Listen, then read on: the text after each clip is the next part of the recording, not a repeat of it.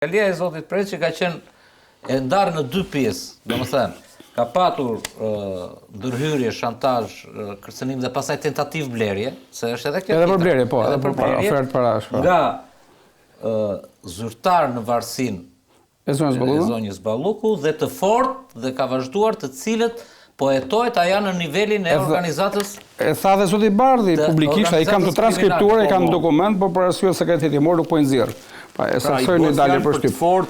Janë grupe kriminale, janë organizata kriminale. Dhe janë grupe kriminale, do mendoj, nuk e kam thjesht teorikisht, për të cilët kanë frikë edhe vetë kryeministri. Janë në nivele të asaj natyre, në nivele që kanë frenuar qeverinë, sepse tani pyetja thelbësore që unë bëj është, kush është kryeministri? Rama apo Balluku? Pra kush po e mban çështën të shtrënguar që edhe hetimi të zvarritet, edhe veprimet mos bëjnë kështu, edhe gjykata kushtetuese cilët si gjykatë turistike, e gjitha kjo vjen se këtu ka turistike qeveritare, kriminale, pasurore, tani kur lëvizin miliarda euro. Tani gjysma e Shqipërisë është nuk kam pa që shiu të shem të rrugët e vjetra. Nuk është selektive, nuk besoj se vjen shime porosi. Duhet të jetë reshje të vjen të rrugët e reja, të rrugët e vjetra mos prekin. Pra, kjo tregon që aty ka akusure që vetëm shtohen. Por, grupi kriminal, që unë besoj që investimet, parat janë jashtë, janë brenda, është një rrethje e madh pushteti, kanë edhe mediat, le të themi, kusuret e tyre. Në këtë histori i shoh me meze një pjesë të konsiderueshme të tyre, arsyet dihen, heshtja blihet. Dakor, po edhe opozita nuk është se po i denoncohet opozita bën media dakord se dan të shpreha fjalë Kasaliu, por nuk është këtë ashtu. Mendoj që edhe opozita ka mëkate të saj. Ne fuqinë e këtyre grupeve më shumë. Unë besoj që opozita duhet të ishte më radikale në këtë çështje. Duhet të ishte më prezent, dhe me denuncime dhe materiale dhe gjëra që ajo ka në dispozicion, duhet të ishte, mendojnë, edhe mbështetës e strukturës posaçme hapur në këtë çështje. Basir, kush mund të jetë në dosjen e Ballukut që pyetja më e thjeshtë është kush nuk është. Kjo do ishte më saktë.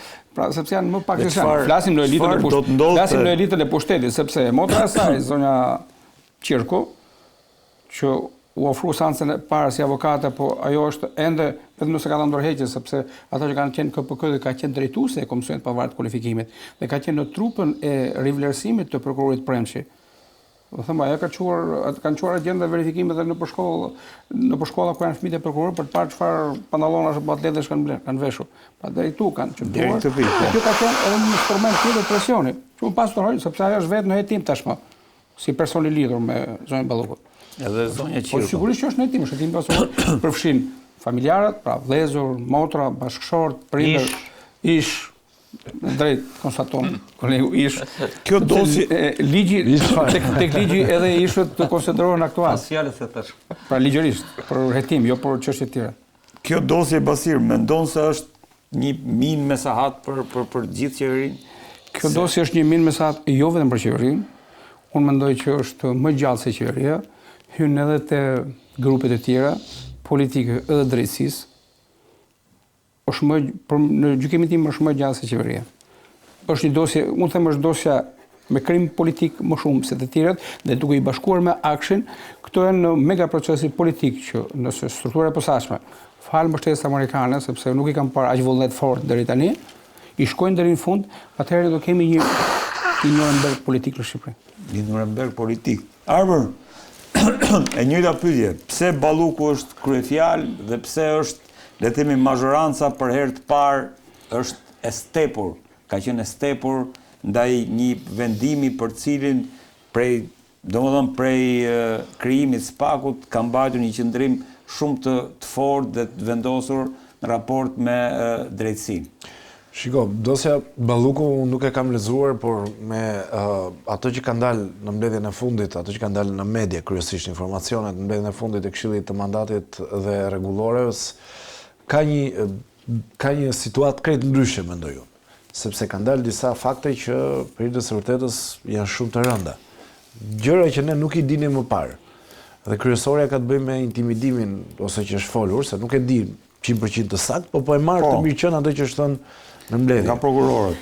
Intimidimi i dëshmitarëve, i personave që janë në pyetje, kërcënimi, siç është thënë, edhe i prokurorëve, pastaj jemi në një terren totalisht ndryshe nga ai që ne kemi ditur dhe kemi folur më parë.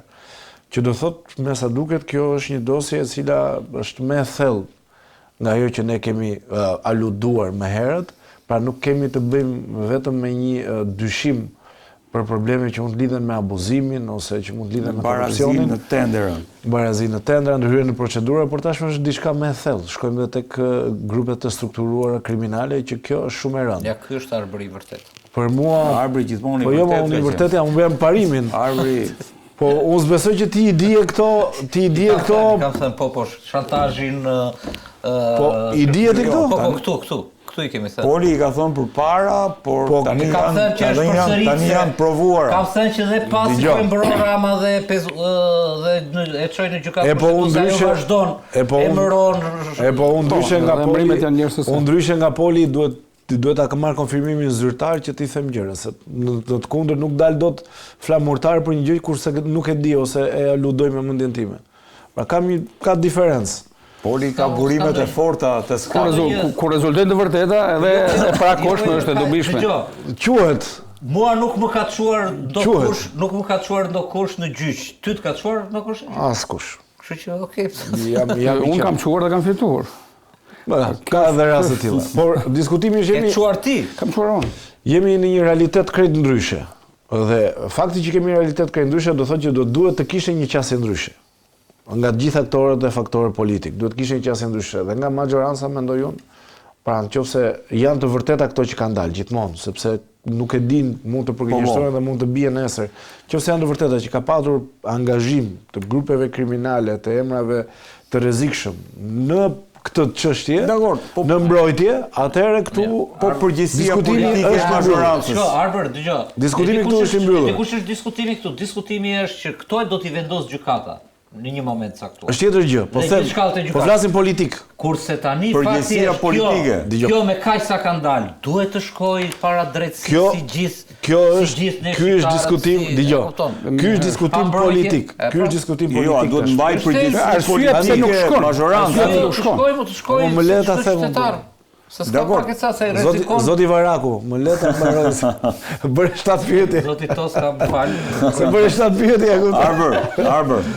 Edhe, pra, jemi në një situatë krejt ndryshe, që politikisht duhet për hir të së vërtetës, nëse janë të vërteta, po e them për të 10-ën herë, duhet kishte një qasje tjetër, që do thotë jo koperturë politike. Njerëzit që kanë akuza dhe që besoj duhet jenë të faktuara deri këtu jemi kriminale. Po majoranca një përgjegjësi politike në raport me faktin që po i dalin të gjithë njerëzit e saj.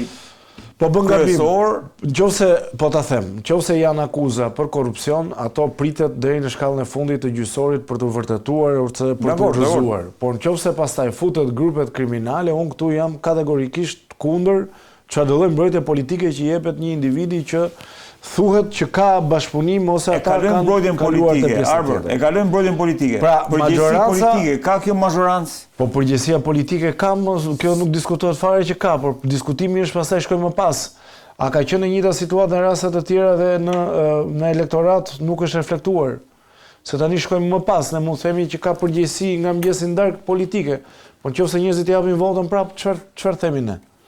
Japen apo ja marrën, ka përgjegjësi vetëm të diskutueshme. Ne po themi ka përgjegjësi politike, por që nuk ka impakt politik. Po ka përgjegjësi morale, se politike nuk po reflektohet. Atëherë ndalemi te diskutimi moral. Shkojmë pastaj edhe te votuesi, shkojmë te zgjerën. Jep të drejtë. Po. Ndjes Arbër. Kur ne shohim që në hetimin e dosjes Balukut, pra kërcënohet prokurori, kërcënohen dëshmitarët njërë nga grupe kriminale, dhe kur dim që Zoja Balluku ka qenë drejtuese e qarkut firë kur në marrë 12 mandate, pra një rekord elektoral që nuk shkon fort as me inventarin e mëparshëm, as me realitetin, as me pritshme me shumë gjëra tjera. Kjo tregon që këta janë edhe shtabe elektorale njëkohësisht. Unë e kam thënë dhe e përsëris, në shumicën e dosjet të ardhura. Zonja Balluku bëri namin në firmë. Pa të po them bre. Po ka dhe një gjë basi që duhet ta them, më lejo, vetëm 2 fjali. Ka dhe një gjë, po na dalin shumë ish demokrat ose demokrat që po marrin poste të larta në administratën e Ramës. Pra ka patur edhe sabotim nga brenda.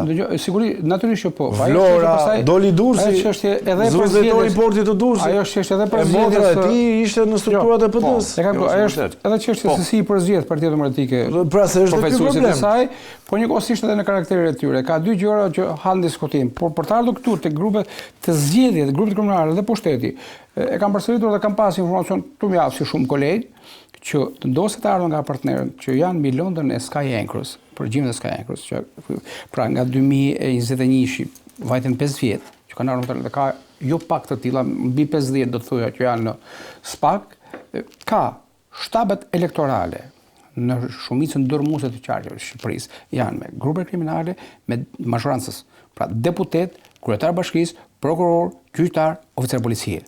Dhe e ndërtuar kjo strukturë elektorale në këtë formë, ne nuk flasim më them për një proces. Unë kam kaluar vetë në terren zgjedhje dhe përveç informacioneve të prokurorisë kam edhe ato terrenit që konvergojnë. Çka do të thotë? Kjo historia elektorale dhe mbritja e misionit të Partisë Popullore Evropiane, fakt mbledhës, pra do e diskutojmë më pas, po. Dhe jo po shohim se si kjo ngjizje është bërë. Ka diçka, Redi. Lidhja e trafikut të drogës me qeverisjen ka të bëjë te investimet. Çfarë shohim? Miliarda euro që janë pasur në Shqipëri, Shqipëria nuk ka këllçe ekonomike të përballlojë dy buxhete shtesë jashtë buxhetit të shtetit që janë buxhetet e trafikut të drogës. Dhe në goditjet e karteleve, tashmë dim Sinaloa, Elmenço që gjeneratare e Meksikës, dy kartelet më të forta në botë, për njërin prej tyre ne dim që familja Hyse e sankcionua nga Shtetet Bashkuara, shkoi te zoti Rama, mori lehtë ndërtimeve, lehtë kazinove, njëra tjetër, ndërsa media meksikane dy ditët e fundit ka dyshime që ata presin të zbaren me provë, sepse po hetojnë që edhe karteli i dytë, që është vënë për në shenjesën amerikane dhe meksikane, antidrog, ka lidhje me mafien shqiptare. Kanë lidhje me... Kishte nxora unë tek Alfa para 2 ditësh një media e madhe meksikane, po patjetër do të thënë. Me këtë që u godit, po mafia po pra. Edhe tani duke marrë edhe gjithë dhënat që vinë nga mafia italiane që është le të themi ekspertja më kualifikuar le të krimit shqiptare për shkak të lidhjeve. Ndrangetën ti ke këtu, ka sakra koronën po, ka morën po, ka prej 5 vitesh i dosin strukturën e posaçe për ndërtimin e kullave në qendër të Tiranës që ka ardhur nga nga antimafia, ku është ndrangeta brenda, ku në Itali është dhënë vendimet për këtë pjesë të dosjes me dënime. Edhe një shqiptar, ky Halili i partisë që ishte, që merrte tendra, ishte njeriu afër bashkisë, ky siguronte, por kulla dhe ku thoshtin 180 milionë euro, thotë. Do hedhim tek këto të treja. Dhe kjo, në strukturën e posaçme është akoma e patrazuar. Kullat janë bërë, dosja ka ardhur, leje dihet nga jepen, sepse ne që jemi këtu nuk japim leje. Ne shohim lartësimin e pastrimit të parave, ndërkohë që dosja aty gjendet. Atëherë, ndëshkueshmëria dhe si thosh, topitja e strukturës posaçe për disa dosje është ende prezent. Këtë pyetje kisha Arbër në raport me faktin që me goditjet e tij SPAK po legjitimon edhe narrativën e deri tanishme të opozitës në raport me zgjedhjet. Shiko, pra, grupe strukturuar kriminale këtu në çdo hallk të qeverisjes. Këtu ndajem pak në diskutim, di pse sepse askush nuk mund të thotë dot në kohën e sotme ose në analizat edhe nga pjesa e opozitës se sa ka ndikuar kjo te votat e Partisë Socialiste. Dita më e keqe e Partisë Demokratike janë 500.000 vota apo jo. Tani ditë më thot dikush, dita më e keqe e Partisë Socialiste sa vota është? Është 500.000-600.000 vota, sepse duket sikur nga diskursi që vjen nga një pjesë e opozitës, Partia Socialiste nuk ka strukturë fare, nuk ka vot fare, ndërkohë realiteti është krejt ndryshe. Si PD-ja, si PS-ja janë parti që dhe në ditët e tyre më të zeza nuk zbresin në gjysmë milioni votash. Tani unë shkoj më lart. Tu të marr një analistë të thjesht në Vlorë. Në Vlorë Partia Socialiste ka dalë me një mandat më shumë në zgjedhjet e kaluara parlamentare. Një mandat më shumë, po të shikosh, iku ish kryetari i PD-s kaloi në PS. Bashkë me struktura të tjera dhe vetëm një vot morën. Pra vetëm një mandat morën më shumë. Pra mos ndoshta Partia Demokratike jo ka diçka. E ka të gjithën, vetëm jo lexojmë vetëm një rresh nga raporti ose Bodirit. Dy nga zonat, bandat më të rrezikshme janë Lezhë dhe Shkodra apo jo. Në Lezhë u mbrojt rezultate me 2021-shin. Dy fjali po të lexojmë që për mua janë thelbësore nga raporti ose Bodirit për zgjedhjen e fundit, të pahasura në 35 vite asnjëherë si tekst. Njëra është shkria e partisë me shtetin, dhe tjetra krimi i organizuar ndikoi në zgjedhje. Jo, Pra nuk ky është në tek, unë kam lexuar me detaje. Krimi organizuar ndikoi në zgjedhje. Aty kur hyn pastaj shitblerje votës, akuzojnë edhe përfaqësues Krimi organizuar ndikoi në zgjedhje. Do ta diskutojmë këtë sepse e kam lexuar me detaje. Thot pa barazi, po ndërkohë e ka për partitë e vogla, se ka për partitë. Arbor, në pjesën e tretë do diskutoj këtë mision fakt mbledhës. Është tjetër Krimi organizuar. Jo, do diskutojmë nëse hyjmë në detaje. Poli kush po e shtyn këtë dosje? Kush qëndron pas le të themi Kush e shtyr, do të thuaj. Kush është ajo forë, cilat janë prapaskenat që kjo dosje është bërë dosja më e nxehtë. Faktikisht, Akshi duhet më nxehtë se kjo. Akshi do jetë më e nxehtë se kjo. Besoj. S'una lë pasi marrin frymë. Jo, me sa dion. shiko, faktikisht, në qoftë se lexon deklaratat të paktën të Bashkimit Evropian, edhe që janë pyetur të Këshillit Evropian me Kalisterit që ashtu dhe madje me Kalisteri quajti në mënyrë në Pikë kritike. Edhe Krishbaun po qytet. edhe Krishbani që është ministër për Europën e quajti tekstualisht tha është test tha, Pikë kritike për integrimin. po. Si dosje, faktikisht është një dosje e cila në dijenin time edhe brenda ka patur debate. Por, të mos harrojmë dhe origjinën, do më thënë me që the kush e çoi përpara, origjina është një çuarje nga zoti Lulzim Basha, po si deputet. Jo me vullët, se tashmë nuk e kishte vullën, në gusht. Si deputet. Si deputeti Basha, në gusht. Pastaj në shtator, e çon dhe Gazmet Bardhi pas një muaji dhe pas një debati të gjatë atje brenda, vendoset dhe bashkohen. Domethënë të dyja se ishte e njëjta gjë në fakt. I njëjti objekt. I njëjti objekt dhe e njëjta ashtu. Dhe kështu ka filluar. Kështu ka filluar dhe duhet të jemi për të kuptuar dhe të gjithë duhet të jemi të qartë që këta e kanë informacionet që në momentin, jo vetëm kur e çoi zoti Basha, por dhe lufta ka filluar të pranojë, mos pranojë dhe shtyrja. Pastaj dhe pasi është pranuar, duhet të kuptojmë që ka patur një presion të jashtëzakonshëm, po të gjitha këto janë shënuar. Për presionin. Tani, të zura në gojë këta, mos haro që përpara se të merrej pandehur zonja Balluku, ty të ka ardhur ndihmës vendës sekretari i shtetit Fleming në Tiranë. Mark Fleming, po. Po, të ka ardhur në Tiranë dhe pasi është takuar me Dumanin, ka ndëtur gati 2 orë me zotin Preci që ishte i çështjes. E vërtetë. Domethënë, kjo një Edhe drejtori për Europën Qendrore. Janë Shtetet e Bashkuara apo thua? Nga ana tjetër, janë Shtetet e Bashkuara. Që qëndrojnë, po, është Bashkimi që po e Evropian përpara. në përgjithësi Dhe po veçanërisht Gjermania. Veçanërisht Gjermania. Veçanërisht Gjermania. Neve pak e din, Ka qenë ultimative por Gjermania gati i ka ndërprer marrëdhëniet me kryeministrin Rama për hir të këtyre. Po, dhe Van der Puli nuk fare. Van der Puli erdhi. Po. S'kish bërë asnjë vizitë në rajon që kur ishte bërë ministër i jashtëm dhe ka ardhur dhe ka takuar kryetarin e SPAK-ut. Do të thotë ç'pun ka ministri i jashtëm i shtetit numër 1 të Gjermanisë dhe është periudha e diskutimit për çështjen Balluku.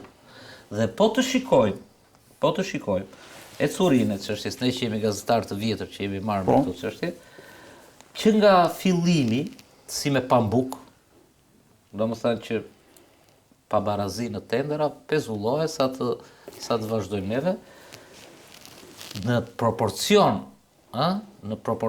me mënyrën se si reagon kryeministri për këtë çështje, ecën dhe çështja atje proporcioni ishte drejt është në fakt, se ishte në grup strukturuar. Jo, ishte për pabarazinë në tendera, për pabarazinë në tendera është edhe ai ish deputeti tjetër që del çdo natë dhe jep leksione për drejtësinë, Plaren Dreca, është në SPAK për pabarazi për tendera, është jashtë vërdall.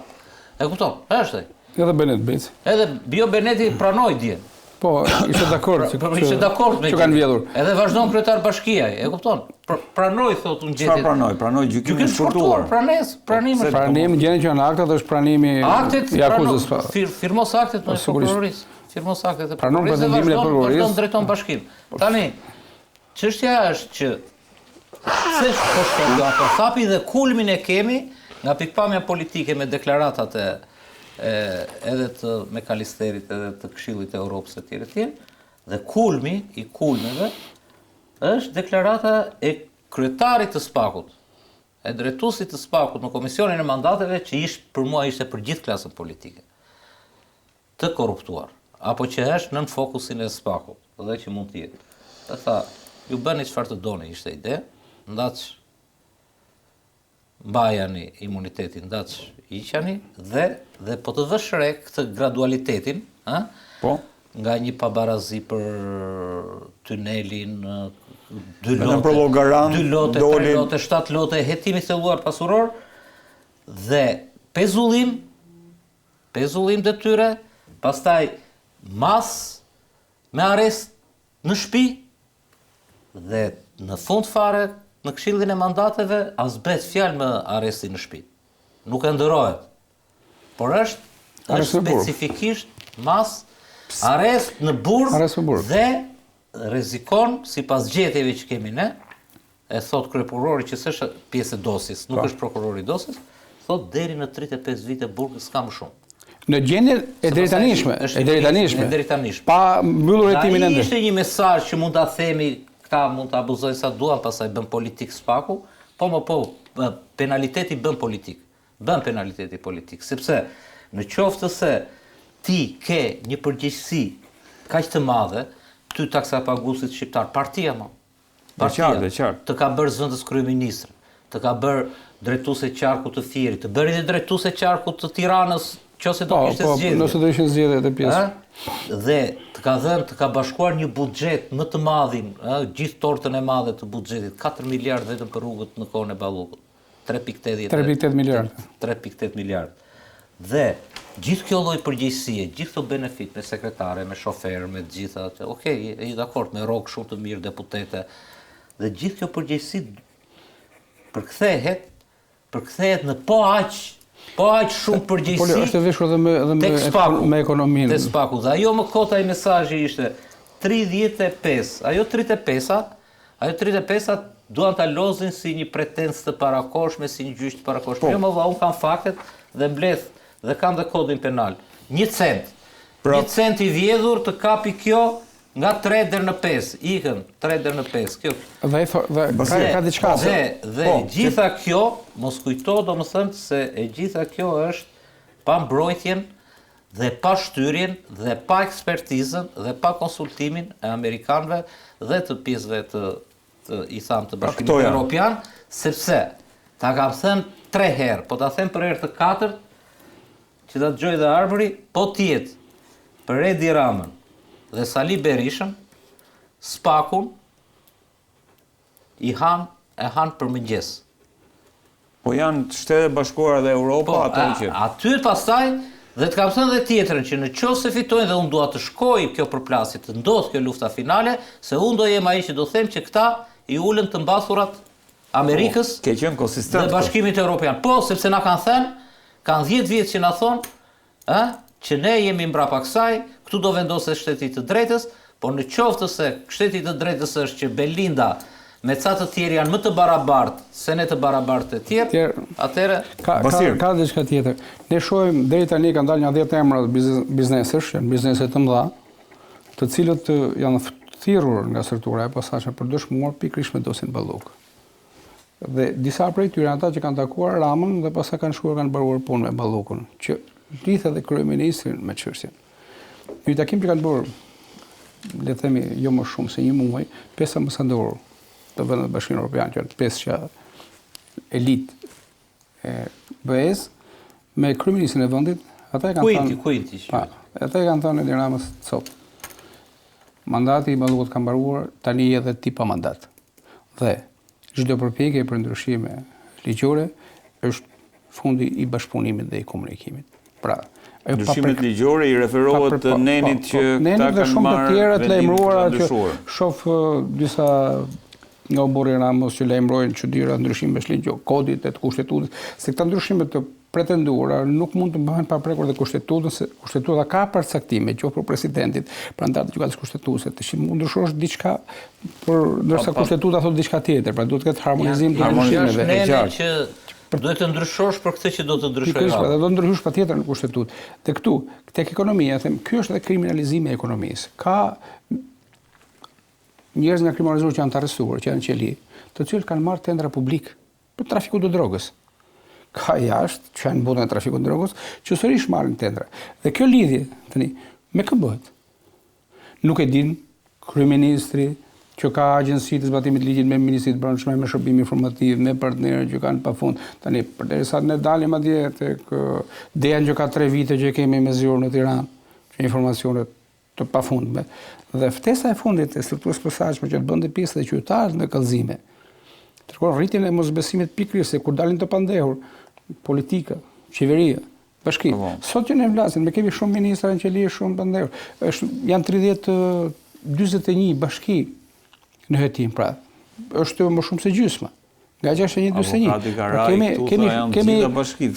Pra kemi gati 70% në hetim. Për çfarë janë? Nuk janë hetim për se kanë udhëtuar me varg apo me skaf. Pra për abuzime, për korrupsione, për leje, dhe shohim në gjithë rrethet tani edhe punët e tyre. Dhe shoh një kryeministër të rrethuar, se s'kemi ndalë tek e puseta